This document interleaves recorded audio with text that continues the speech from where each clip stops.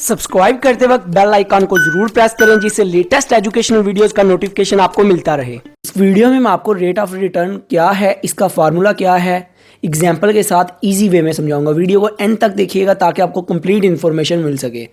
Rate of return से हमें पता चल जाता है कि हमारी जो इन्वेस्टमेंट है एक स्पेसिफाइड पीरियड के अंदर, लाइक एक साल में हमने 1 लाख रुपए इन्वेस्ट किया, तो हमें पता चल जाता है 1 लाख रुपए जो हमने इन्वेस्ट किया किसी बिजनेस में, किसी कंपनी के शेयर्स खरीदे हैं, उसके ऊपर हमें कितना गेन हुआ है, हमें कितना प्रॉफिट हुआ है। अगर तो प्रॉफिट हुआ है वो भी पता चल जाएगा, अगर हमें उस पर लॉस हुआ है उस इन्वेस्टमेंट के ऊपर तो वो भी पता चल जाएगा। ये रेट ऑफ रिटर्न का मतलब होता है। अभी बात आ जाती है कि फार्मूला क्या है, कैसे कैलकुलेट किया जाता है। देखिए, आर से हम डिनोट करते हैं रिटर्न को, जो कैपिटल आर है, और वी आई का मतलब होता है इनिशियल वैल्यू। इनिशियल वैल्यू से मुराद कि जो आपकी इन्वेस्टमेंट है, जितने पैसे आपने इन्वेस्ट किए हैं, जितना आपने स्टार्टिंग कैपिटल लगाया है।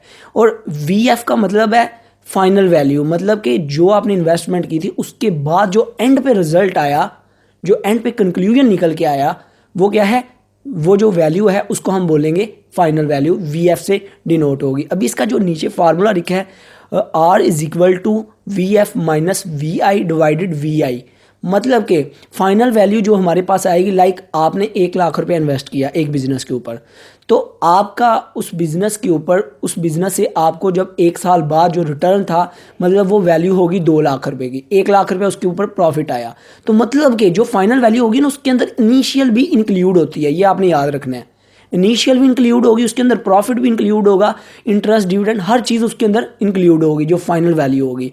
लाइक आपने 1 लाख इन्वेस्ट किया, साल बाद आपको 2 लाख मिला, ये फाइनल वैल्यू होगी। अभी ये फार्मूले के मुताबिक वी एफ में आ गया 2 लाख, और इनिशियल वैल्यू थी आपने 1 लाख इन्वेस्ट किया था, वी आई है जो 1 लाख। तो 2 लाख में से जब 1 लाख को माइनस करेंगे बचा कितना, 1 लाख। तो वी आई नीचे भी इनिशियल आएगी, वो भी 1 लाख ही उधर नीचे भी लिखेंगे।